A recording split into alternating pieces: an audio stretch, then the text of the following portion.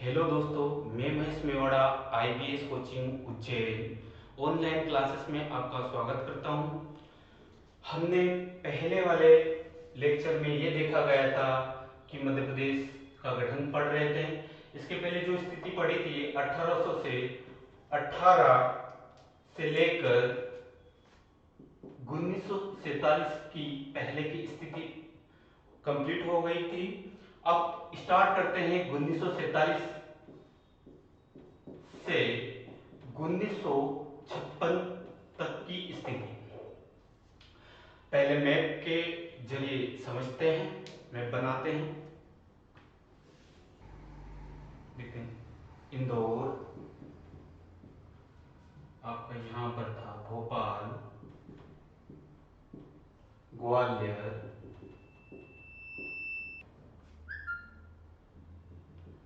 बुंदेलखंड, बघेलखंड, और ये जो पूरा हिस्सा था यहाँ पर 1936 में बराड़ को मिलाने पर और सागर, नर्मदा, छत्तीसगढ़, महाकौशल, बराड़, इन सभी क्षेत्रों को मिलाने पर 1936 में इसका नाम था सेंटर एंड प्रोविंस, केंद्रीय प्रांत या मध्य प्रांत। ये आप लोग 1818 से लेकर 1947 तक की थे। इसकी बात करते हैं, ये सभी उस टाइम पे अंग्रेजों के नियंत्रण में नहीं थी। ये सभी देसी रियासतें थी जहां राजा महाराजों का नियंत्रण रहता था और इस वाले हिस्से पर ब्रिटिश सरकार का नियंत्रण था। इन्होंने इसका नाम दे रखा था सीपी एंड बराड़, जिसकी राजधानी थी नागपुर। अब बात करते हैं 1947 के बाद की स्थिति। 1947 में 15 अगस्त 1947 को देश आजाद हुआ। देश आजाद होने से पहले कहीं न कहीं फरवरी 1947 से लेकर जून 1947 तक अंग्रेजों द्वारा या ब्रिटिश सरकार ने यह कह चुके थे आपका संविधान का निर्माण की प्रक्रिया शुरू कर दीजिए। हम 1947 जून 1947 के पहले देश आजाद कर देंगे। यह प्रक्रिया चलती रही और जो अंग्रेजों की नियंत्रण में जो क्षेत्र था वह क्षेत्र भारतीय लोगों को हम सौंप देंगे। अंग्रेजों ने बड़ी ही कूटनीति से अपना बात रखी। उन्होंने ये बोला गया कि जो अंग्रेजों या हमारे नियंत्रण में हैं वही हम भारतीय लोगों को सौंपेंगे और जो हमारे नियंत्रण में नहीं है वो वाला क्षेत्र हम नहीं सौंपेंगे। जो राजा महाराजा वाला जो क्षेत्र है वो राजा महाराजा के ऊपर ही डिपेंड रहेगा कि वो वह वाला क्षेत्र हिंदुस्तान में शामिल होना चाहते हैं या फिर पाकिस्तान में होना चाहते हैं या फिर अपनी रियासतें स्वतंत्र रूप से रखना चाहते हैं। जैसी उन्होंने कहा कि राजा महाराजा लोग अपनी रियासतें स्वतंत्रता रूप में रखना चाहते हैं, तो ये बात कहीं न कहीं सरदार वल्लभ भाई पटेल और उनके साथ और भी नेता लोग, उनको ये बात सही नहीं लगी। उन्होंने अंग्रेजों के ऊपर दबाव बनाया कि ये कहो इनसे कि ये स्वतंत्र रूप से नहीं रहे, और इस बात को सहमत होकर ब्रिटिश सरकार ने राजा महाराजा या रियासतों को उन्होंने कहा कि आपको 15 अगस्त के पहले या तो हिंदुस्तान में शामिल होना है या फिर पाकिस्तान में शामिल होना है। उस समय देखा जाए जून 1947 और बात करें 15 अगस्त 1947, इस बीच 2 से 2.5 मंथ का ही कहीं न कहीं अंतर था, टाइम था इस बीच में। और भारत में जो रियासतों की संख्या देखे, भारत में टोटल रियासत लगभग लगभग बात करें 552 थी। अब 552 थी, रियासतों को शामिल होने की जिम्मेदारी सरदार वल्लभ भाई पटेल को दी गई। सरदार वल्लभ भाई पटेल के पास 2 से 2.5 मंथ ही था, सभी रियासतों को या तो भारत में शामिल करना ही होगा। यह सोचकर सरदार वल्लभ भाई पटेल ने अपना कदम बढ़ाया और सभी रियासतों से बात की।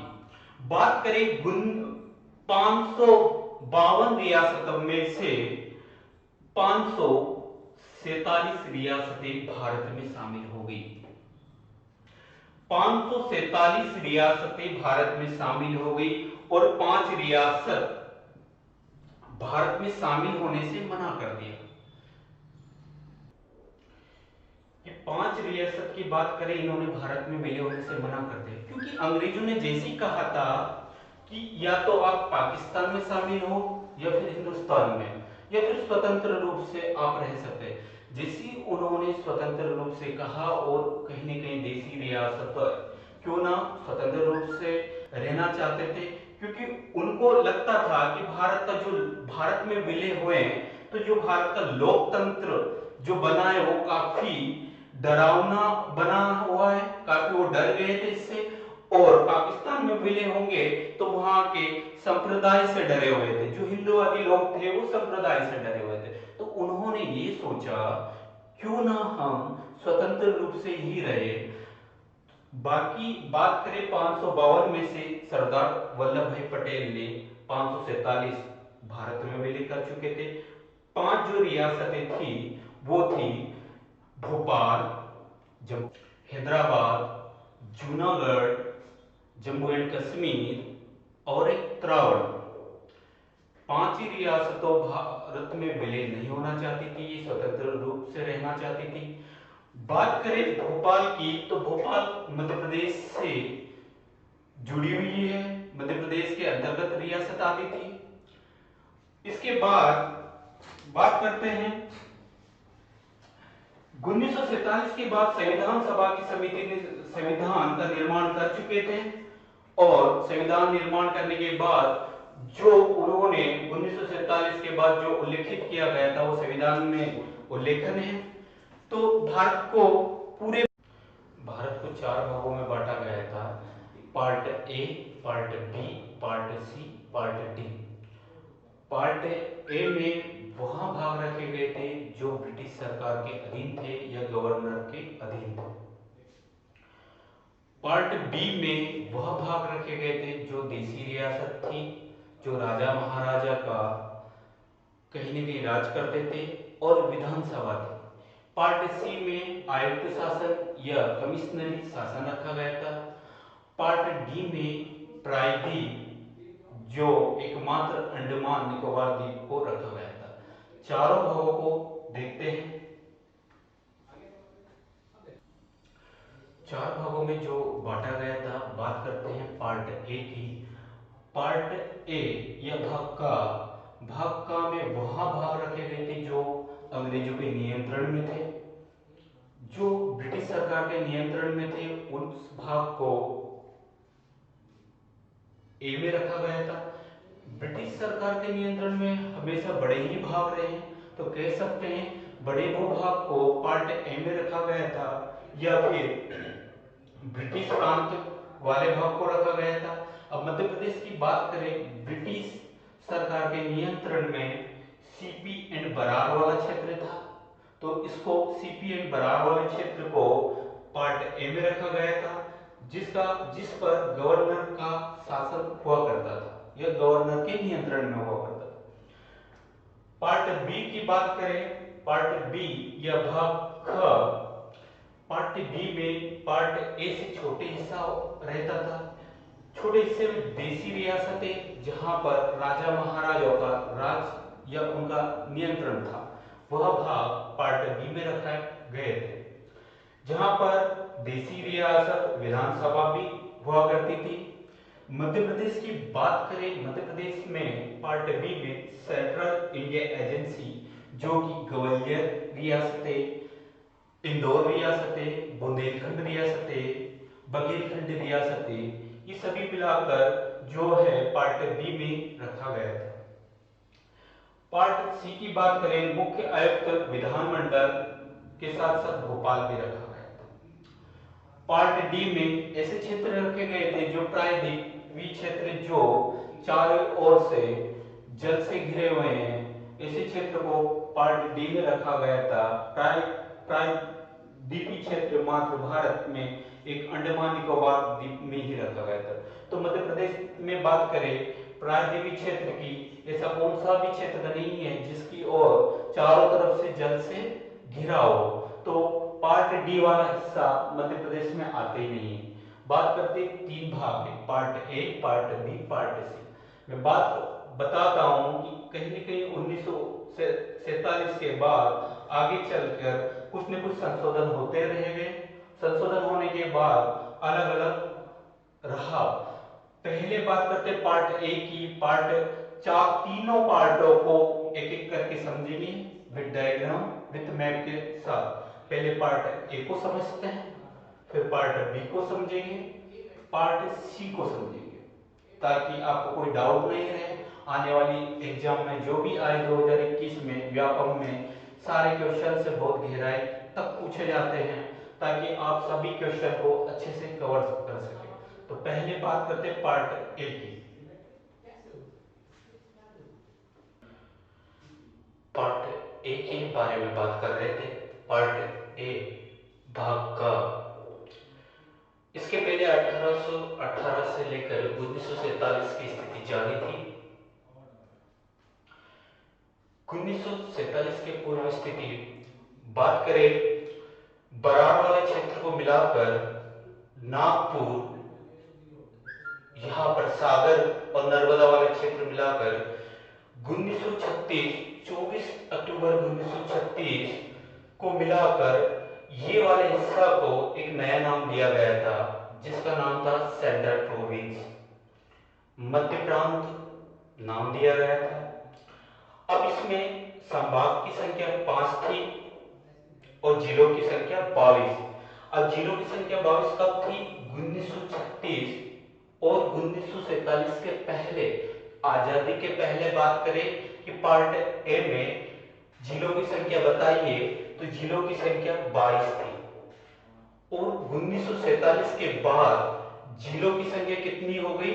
तो यहां पर 1947 के बाद जिलों की संख्या 21 हो गई, क्योंकि यहां पर जो निमाड़ वाला जिला है, निमाड़ क्षेत्र जो जिला है, वहां जिला मध्य प्रांत मालवा क्षेत्र में मिला दिया गया था।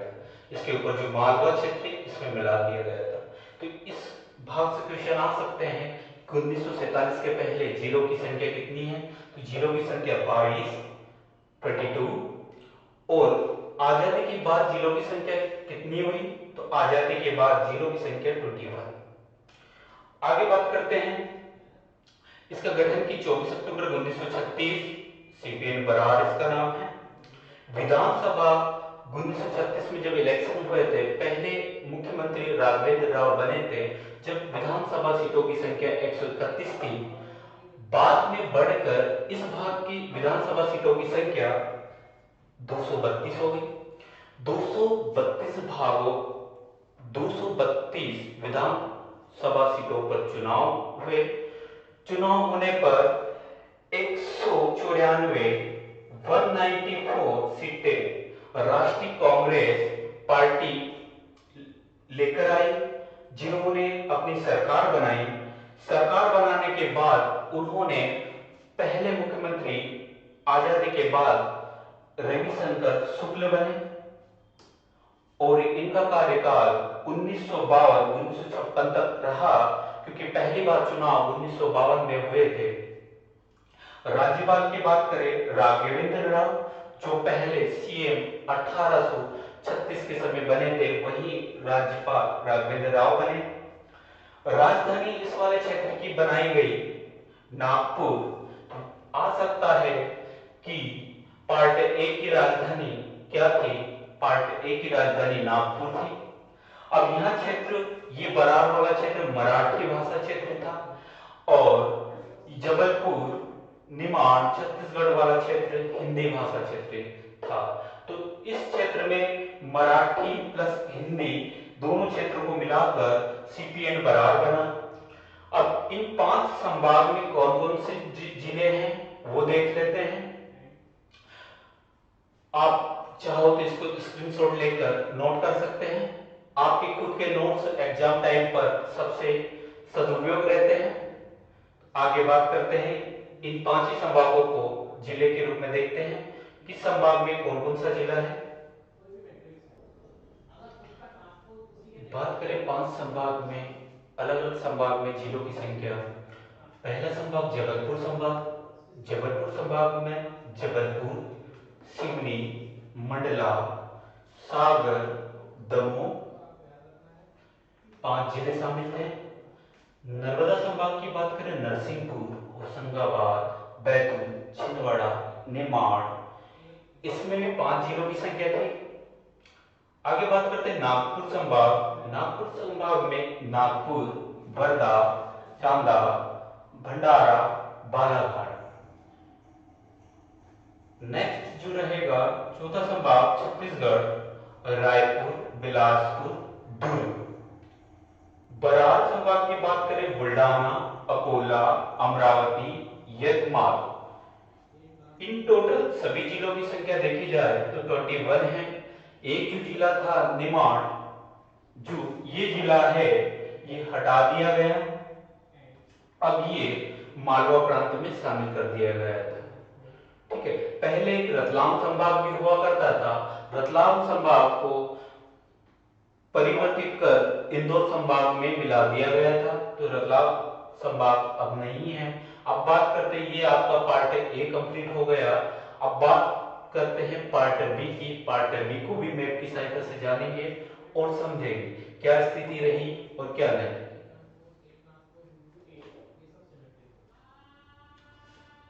बात करते हैं पार्ट बी। पार्ट बी भाग खा। पार्ट बी भाग खा की बात करें, इसके 2 भागों में अलग अलग पढ़ेंगे। इसको ए मान लेते हैं, इसको बी मान लेते हैं। तो पहले बात करते हैं इस वाले भाग की, ये हटा देते हैं। इस वाले क्षेत्र में जो आएगा ग्वालियर, इंदौर, यहाँ मंसूर रहेगा। भोपाल में इसको शामिल नहीं करा जाएगा, भोपाल इसमें नहीं आएगा। तो बात करते हैं ग्वालियर, इंदौर और कुल मिलाकर 26 रियासत से मिलकर जो नया भाग बनकर आता है उसको नाम दिया जाता है मध्य भारत या मालवा संघ। उसको नाम दिया जाता है मध्य भारत या मालवा संघ।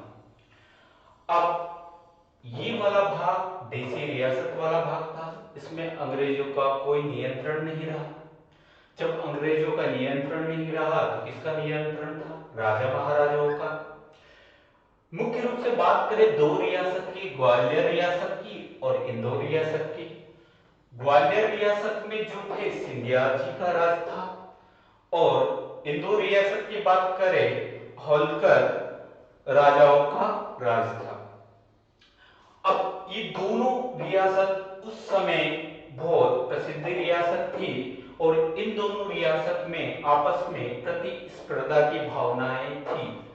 मान सम्मान की भी बात आती है, मान प्रतिष्ठा की बात करें तो ग्वालियर, इंदौर इन दोनों की तुलना की जाती थी उस समय जब देश आजाद हुआ था। क्या बात करें देश आजाद के पहले इन रियासतों का जो मान सम्मान था, कहीं इज्जत थी, वर्चस्व था, वो देश आजाद होने के बाद भी इन रियासतों के राजा महाराजा का मान सम्मान रहेगा, ये बात ये लोग सोचने थे। अब बात करें बात पार्ट बी बनाने के बाद बात आती है राजधानी। अब राजधानी किसको बनाया जाए? ग्वालियर को राजधानी बनाया जाए तो इंदौर की जो शासक थे होलकर वहां प्रतिरोध करेंगे। जब वहां प्रतिरोध करेंगे तो वहां की जनता असंतुष्ट होकर विद्रोह करेगी। सरकार को सोचने लायक बात थी, या तो फिर इंदौर को बनाया जाए। सरकार का मत था कि उस समय 1947 में इस वाले भाग का जो विकसित एरिया था या विकसित भाग कहा जाए या रियासत, तो इंदौर थी। तो सरकार का मत था कि जो राजधानी बनाया जाए वो इंदौर को बनाया जाए, लेकिन ऐसा हो नहीं सका, क्योंकि इंदौर को बनाने पर ग्वालियर के जो सिंधिया वाला जो राजा थे और वहां की जनता थी, उन लोग विरोध करने लगे।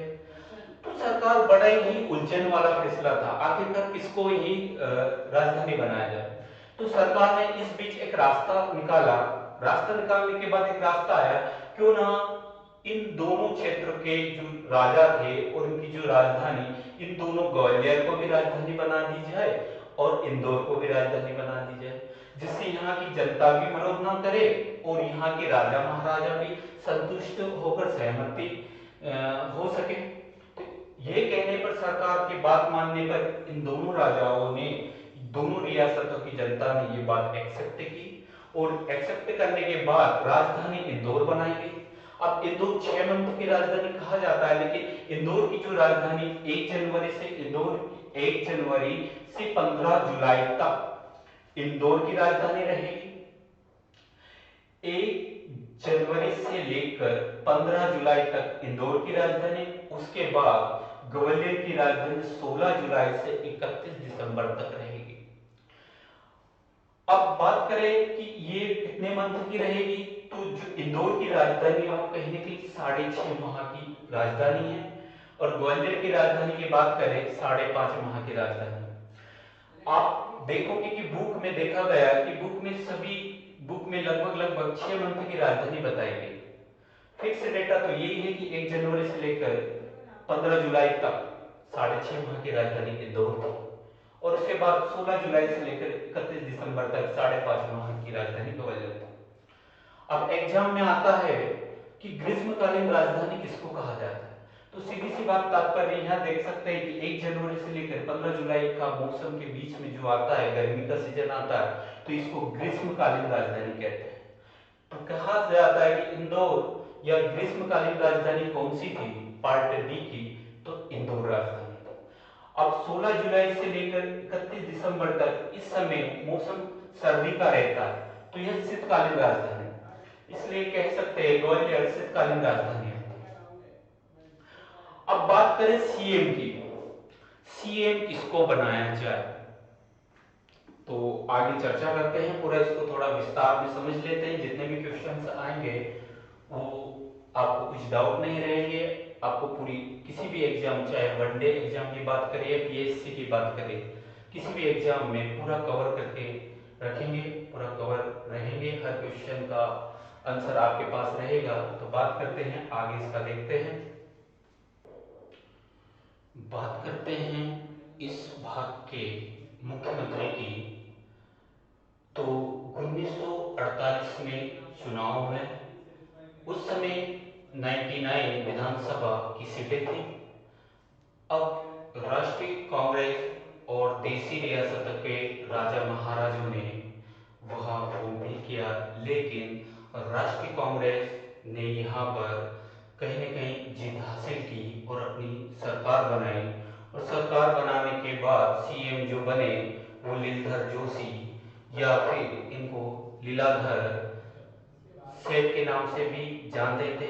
इन्होंने 1 साल तक सीएम रहे और रिजाइन दिया। रिजाइन देने के बाद 1949 में गोपी कृष्ण विजयवर्गीय बने, ये भी 1 साल रहे, और 1 साल रहने के बाद, रिजाइन देने के बाद 1950 से लेकर 1951 तक तख्तमल जैन इस भाग के मुख्यमंत्री रहे।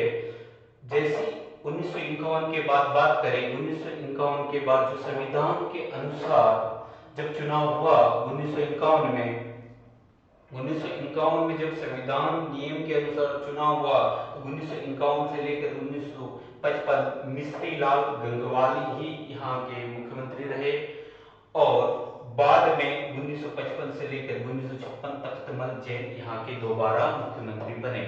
इन भी देसी रियासतों की बात करें तो देसी रियासत में जो राजा महाराजा हुआ करते थे वो इस इलेक्शन में कहीं ना कहीं चुनाव हार गए, नहीं रह पाए। अब बात करते हैं राज्यपाल की, अब सीएम तो बन गए लेकिन राज्यपाल किसको बनाए, ये बड़ा एक सोचने का विषय था उस समय। जब देश आजाद हुआ था 1947 में, जब सरदार वल्लभ भाई पटेल भारत की सभी रियासतों को मिला रहे थे, तो उनके सामने एक बात ये भी थी, राजा महाराजा के द्वारा कहा गई थी, क्या देश 1947 के पहले देश आजाद नहीं हुआ था, उसके पहले जो हमारा मान प्रतिष्ठा, हमारा वर्चस्व जो था, क्या 1947 के बाद हम हमारी रियासतें भारत में विलीन करने के बाद भी होगी। तो सरदार वल्लभ भाई पटेल ने उन्होंने यकीन दिलाया कि आपका पहले जैसे 1947 के पहले आपका वर्चस्व, मान प्रतिष्ठा, राजनीति में भागीदारी, हस्तक्षेप वैसे ही रहेगा जैसे 1947 के पहले था। तो बात करते हैं, जब भी चुनाव आते हैं, इलेक्शन हुआ था उस समय, तो यहाँ के जो भी इस रियासत के जो राजा महाराजा थे उस समय, इन लोगों को राजनीति में स्थान देना बड़ा ही जरूरी था। जब भी इलेक्शन हुआ करते थे या कौन सा भी पद की बात करते थे, तो इनको मुख्य रूप से कहीं न कहीं इनको कौन सा विभाग या कोई पद दिया जाता ही था। अब बात करें सीएम, तो अपने बहुमत से बन गए, लेकिन राज्यपाल किसको बनाया जाए। सिंधिया जी की बात करें या होलकर की बात करें, तो इन लोगों को जब भी राजपाल की बात करें तो दोनों में विवाद हो जाता था। तो सरकार ने यह मत किया कि राज्यपाल वाला पद अभी हटा दिया जाए और इसकी जगह कहीं न कहीं अध्यक्ष या उपाध्यक्ष के रूप में पद रखा जाए। उस समय अध्यक्ष को राज प्रमुख के नाम से जाना गया और उपाध्यक्ष को उपराज प्रमुख के नाम से जाना गया। अब बात आती है कि राज प्रमुख या अध्यक्ष किसको बनाया जाए, तो सरकार के द्वारा जो है जीवाजी राव सिंधिया को राज प्रमुख बनाया गया, और जैसे ही राज प्रमुख जीवाजी राव सिंधिया को बनाया गया तो होलकर रियासत में वहां की जनता ने विद्रोह कर दिया, क्यों ना यहाँ पर सिंधिया जी को जो है उपराज प्रमुख बना दिया जाए और जीवाजी राव जी को राज प्रमुख ना बनाते हुए उप राज प्रमुख बनाया जाए और यशवंत राव जी को राज प्रमुख बनाया जाए। यहाँ विरोध चलता रहा, लेकिन सरकार की सहमति से सरकार ने ये जताया गया, यशवंत राव होलकर जी को कहा यदि आपको पद लेना है तो ले लीजिए, उपराज प्रमुख आपको बना दिया जाए, यदि आपको नहीं लेना है तो कोई हमारा इसमें कोई भागीदारी नहीं रखेंगे, आपको कोई हमारी जवाबदारी नहीं रहेगी। जैसे ही कहा तो यशवंत राव होलकर जी ने कहा, सहमति जताते हुए कहा कि जो राज्य सरकार की तरफ से जो पद मिल रहा है उसमें मैं खुश हूँ। ये कहने पर उपराज्य प्रमुख को यशवंत राव होलकर को उपराज्य प्रमुख बना दिया गया और राज्य प्रमुख जीवाजी राव सिंधिया को बना दिया। धीरे धीरे ये पद रहा और उसके बाद धीरे धीरे यह पद खत्म करने के बाद राज्यपाल के रूप में जो राज्यपाल रहे 1956 के पहले कुछ समय के लिए राज्यपाल रहे तख्तमल जैन।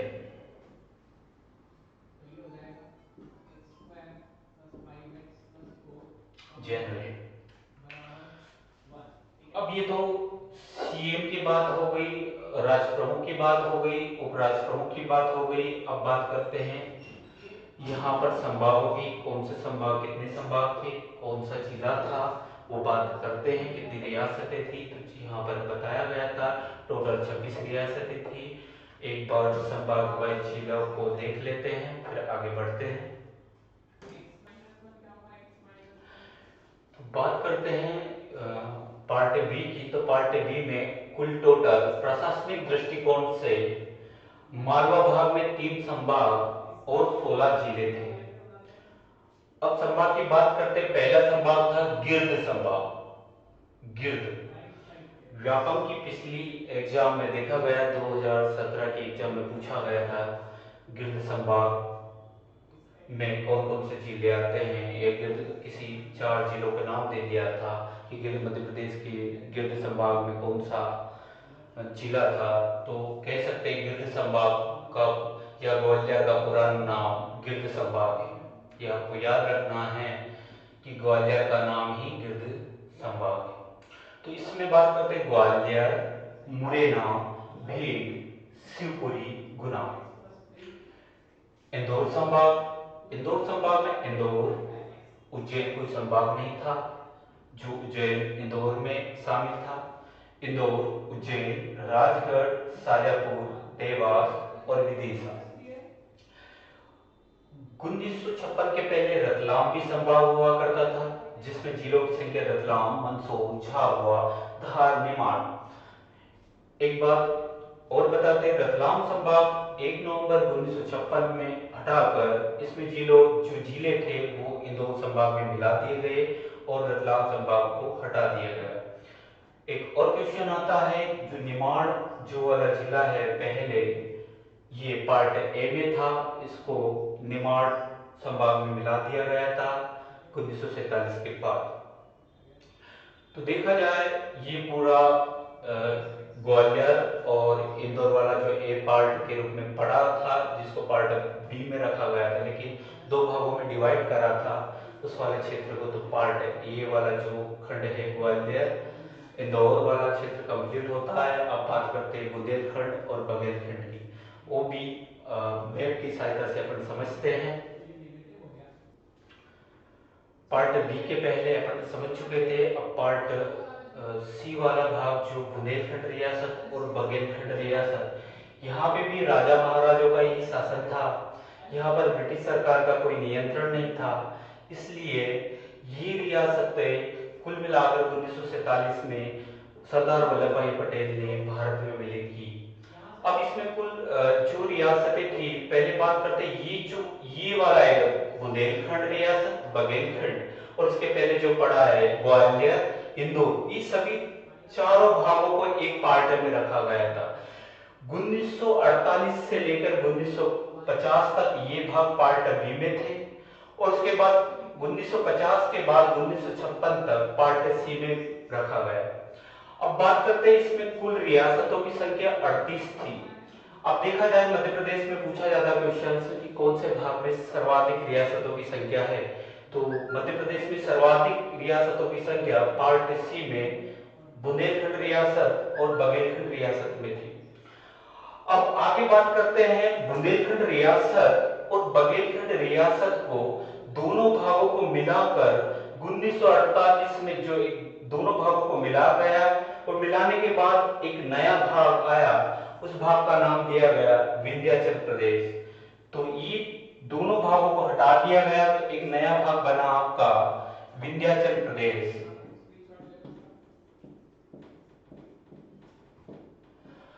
अब विंध्याचल प्रदेश की राजधानी जो बनाया गया, उसका राजधानी थी रीवा। अब 1948 में बात करें चुनाव की, तो यहाँ पे भी विधानसभा की सीटें 60 थी। यहाँ पे भी विधानसभा की सीटें 60 थी। यहाँ पे भी चुनाव आयोजित हुए और कहीं न कहीं बहुमत लेकर पहले यहाँ के सीएम 1948 में अवधेश प्रताप सिंह बनाए गए। अब बात करते हैं यहाँ पे भी, जैसे पार्ट बी में होलकर और सिंधिया जी की बात करते हैं, वो भी राजा महाराजा थे और अपने अपने क्षेत्र के वर्चस्व और प्रतिष्ठित राजा थे। तो इसी भी रियासत में 2 राजा हुआ करते थे, मार्तंड सिंह और यादवेंद्र सिंह। ये दोनों यही चाहते थे कि यहाँ पर राज्यपाल हम या मैं बनूं, लेकिन मार्तंड सिंह को बना दिया जाए तो यहाँ के उपराज्य प्रमुख जो यादवेंद्र सिंह को बनाया, ये असंतुष्ट थे और यहाँ की जनता के असंतुष्ट होने के कारण विरोध करने लगी। तो सरकार ने ये सोचा क्यों ना जिस प्रकार से पार्ट बी में बनाया गया, यहाँ के राजा को भी राज्य प्रमुख और उपराज्य प्रमुख की नियुक्ति की जाए। तो राज्य प्रमुख अध्यक्ष के रूप में बने और उपराज्य प्रमुख उपाध्यक्ष के रूप में उपराज्य प्रमुख यादवेंद्र सिंह को बनाया गया।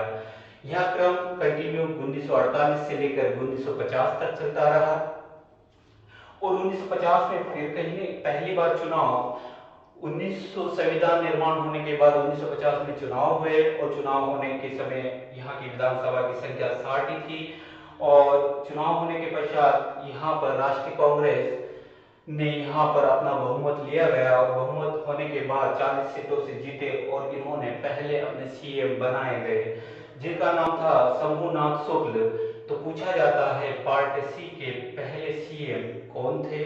तो पार्ट सी के पहले सीएम पंडित शंभुनाथ शुक्ल यहाँ के बनाए गए। अब यहाँ की बात करते हैं, आगे यहाँ के संभाग की भी बात करते हैं और संभाग में कौन कौन से डिस्ट्रिक्ट है ये बात करते हैं, इसका थोड़ा विस्तार में समझते हैं। प्रशासनिक दृष्टि से 2 संभाग और 8 जिले थे। अब 2 संभाग कौन कौन से वो बात करते हैं, बघेलखंड संभाग और बुंदेलखंड संभाग। बुंदेलखंड में जिलों की संख्या और जिले कौन कौन से, दतिया, टीकमगढ़, छतरपुर, पन्ना, और बघेलखंड में रीवा, सतना, सीधी, शहडोल। बुंदेलखंड और बघेलखंड संभाग को मिलाकर विंध्याचल प्रदेश बना, जिसको पार्ट सी में रखा गया, जिसकी राजधानी रीवा और कुल रियासतों की संख्या जो है 38 थी। ये पार्ट है आपका सी कंप्लीट हुआ। इसके बाद बात करते हैं भोपाल। भोपाल, अरे हेलो, बात करते हैं भोपाल। भोपाल भोपाल को शुरू से ही पढ़ते हैं, स्थापना से ही पढ़ते हैं, क्या हुआ था क्या नहीं, क्योंकि पिछली एग्जाम में देखा गया कि भोपाल का कुछ ज़्यादा ही क्वेश्चन स्थापना से भी पूछे गए थे, तो हम भोपाल का स्थापना हुई थी वहाँ से पढ़ेंगे। भोपाल की बात करें, भोपाल की स्थापना 1707 में दोस्त मोहम्मद, जो कि अफगानी सरदार थे, उन्होंने भोपाल की स्थापना की थी। 1707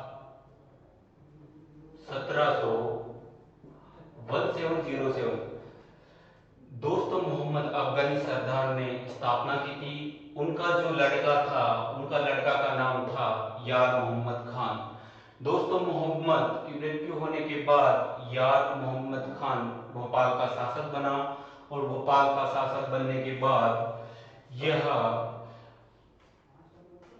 भोपाल का शासक कंटिन्यू रहा, और 1723 में भोपाल का हैदराबाद के निजाम और यार मोहम्मद के साथ युद्ध हुआ, और युद्ध होने के बाद यार मोहम्मद खान इस युद्ध में हार गया, और हारने के बाद हैदराबाद के निजाम की गुलामी ग्रहण कर लिया, उसको अधीन रहने लगा, और उसी के नियंत्रण में यहाँ भोपाल का शासक रहा। कुल मिलाकर उसको हटाया नहीं गया यार मोहम्मद को, और हैदराबाद के निजाम के नियंत्रण में ही यार मोहम्मद शासक बना रहा, और उसके गुलामी अधीन करके भोपाल का शासक बना रहा। यह बीच कंटिन्यू चलता रहा, और इसी बीच 1720 से लेकर 1740 में पूरे भारत में एक बंदा ऐसा आया, ऐसा एक शासक आया जिसने पूरे हिंदुस्तान में हलचल मचा दी। 1720 और 1740 में जहां जहां युद्ध करता था वहां विजय होता था। आप सोच सकते हो वो कौन थे। वहां था मराठा पेशवा के बाजीराव प्रथम, एकमात्र ऐसे शासक जहां भी युद्ध हुए उन्होंने हर युद्ध ही जीते हैं, जिन्होंने पूरे हिंदुस्तान में पूरे हिंदूवादी राष्ट्र को लेकर नाम में चर्चा रहा, क्योंकि अधिकतर शासक मुस्लिम और मुगल भी हुआ करते थे। उस समय हिंदुओं का वर्चस्व बहुत कम होने लगा था। 1720 से लेकर 1740 में बात करें हिंदूवादी राष्ट्र का या अखंड भारत हिंदू का, उनका जो है वर्चस्व चलता रहा, और ये नाम चलता रहा कि पूरे भारत में हिंदू राष्ट्र संघ लेकर ही आएंगे। उनका नाम था बाजीराव प्रथम। उन्होंने भोपाल पर आक्रमण करा, और उस समय आक्रमण के टाइम पे यार मोहम्मद वहां का शासक, लेकिन नियंत्रण में हैदराबाद के निजाम के नियंत्रण में था। तो बाजीराव प्रथम मराठा का जो युद्ध हुआ, निजाम एक तरफ तो देखा जाए जो युद्ध का समय देखा जाए तो 24 दिसंबर 1737 को युद्ध हुआ और इस युद्ध को बेतवा युद्ध या भोपाल के युद्ध के नाम से जाना जाता है। अब देखते हैं भोपाल का शासक जो यार मोहम्मद था और जिसके नियंत्रण में था वो हैदराबाद का निजाम था। एक तरफ तो पेशवा बाजीराव प्रथम था पूरी सेनाओं के साथ और भोपाल के नवाब के साथ भोपाल के नवाब यार मोहम्मद उनका ही दोस्त अवध का नवाब भोपाल के नवाब अवध का नवाब शहादत खां था और एक और थे जो हैदराबाद के निजाम थे। ये तीनों एक तरफ थे और एक तरफ बाजीराव प्रथम। इन तीनों का एक ही सहयोग था और इनके विरुद्ध थे बाजीराव प्रथम। फिर भी बाजीराव प्रथम ने इन तीनों को युद्ध में परास्त किया और परास्त करने के बाद भोपाल को अपने नियंत्रण में ले लिया। भोपाल को नियंत्रण में लिया 1737 में भोपाल नियंत्रण में हो गया और इनका राज 1737 से 1818 तक मराठाओं का राज रहा भोपाल पर। और इसी बीच में 1818 की बात करते हैं। 1818 में आंग्ल प्रति युद्ध हुआ। 1818 में आंग्ल प्रति युद्ध हुआ। यह युद्ध अंग्रेजों और मराठाओं के बीच में हुआ। इस आंग्ल प्रति युद्ध में मराठाओं का हार हुई और अंग्रेजों का विजय हुई। अंग्रेजों ने ये भोपाल पूरी तरह अपने नियंत्रण में कर लिया था और नियंत्रण में करने के बाद एक शासक था उसको उसके हाथों में वहां की बागडोर सौंप दी थी। थोड़ा सा उसको देखते हैं। 1818 अंग्रेजों ने अपने अधिकार में अपने नियंत्रण में भोपाल को पूरी तरीके से कर लिया, लेकिन उन्होंने यहां शासन भोपाल की बेगम कुदैशिया बेगम जिनको गौहर बेगम को भी कहा जाता है उनके हाथों में यहाँ की बागडोर सौंप दी। और यह बागडोर यह भी पूछा जाता है एग्जाम में, पिछली एग्जाम में ये भी पूछा गया था, 2 से 3 बार ये क्वेश्चन रिपीट हुआ है कि भोपाल की पहली महिला शासिका कौन थी। तो भोपाल की पहली महिला शासिका कुदैशिया बेगम या गौहर बेगम के नाम से जाने जाते थे। ये कुदैशिया बेगम थी।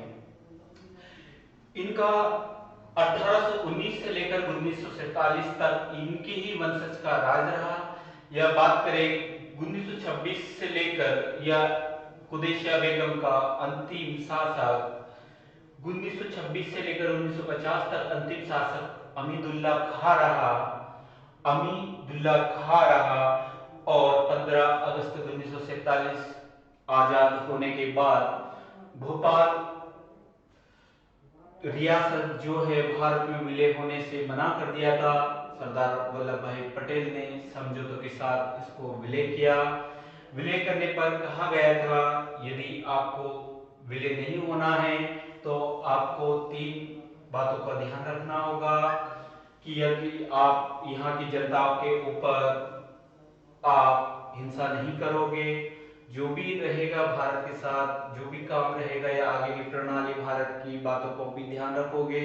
तीसरी बात यह कहा गया कि आप भारत के खिलाफ होकर पाकिस्तान में की बातों या उससे गठबंधन या यहाँ की बातों को नहीं बताओगे तो हम आपकी रियासत को स्वतंत्र रूप से रख दिया गया। लेकिन उन्होंने यह समझौतों के साथ नहीं रहे तो 1 जून 1949 को भोपाल भारत संघ में शामिल किया गया। तो आता है 1 जून 1949 को किसमें शामिल किया गया? भारत संघ में।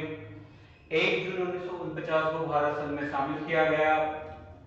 शामिल होने के बाद यहाँ पर 1949 से लेकर 1952 तक हमीदुल्ला का ही वंशज के हाथों में यह सौंप रखा था जो थे अबीदा सुल्तान के नियंत्रण में भोपाल हुआ था। अबीदा सुल्तान के बाद जब 1951 या 1952 संविधान बनने के बाद पहली बार चुनाव हुए थे तो पहली बार 1952 में चुनाव हुए। यहाँ पर विधान सीट 30 विधानसभा सीट थी जिसमें चुनाव हुए और 22 राष्ट्रीय कांग्रेस ने 30 विधानसभा सीट में से जीत हासिल कर ली। और जीत हासिल करने के बाद राष्ट्रीय कांग्रेस की तरफ से भोपाल के पहले सीएम शंकर दयाल शर्मा बने। शंकर दयाल शर्मा 1952 से लेकर 1956 तक रहे पार्ट सी के सीएम।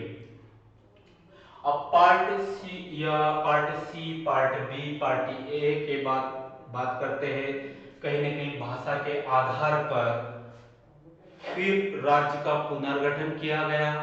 फिर पूरे भारत का पुनर्गठन करने के बाद 1956 से लेकर स्थिति दूसरे पार्ट में जानेंगे। जब तक ये वाले जिन लोगों ने पार्ट ए नहीं देखा, पहले पार्ट ए देखे, उसके बाद पार्ट बी देखे या पार्ट जो कंप्लीट किया है पार्ट ए बी सी वो वाला हिस्सा देखे। इसके बाद बात करते हैं जो नेक्स्ट लेक्चर रहेगा 1956 से लेकर जो भारत या मध्य प्रदेश में जो भी अलग अलग राज्य पुनर्गठन की व्यवस्थाओं पर बना है उसकी चर्चा करेंगे। तो 1956 से लेकर 2000 तक की यात्रा नेक्स्ट लेक्चर में बात करते हैं। आज के लिए इतना काफी है।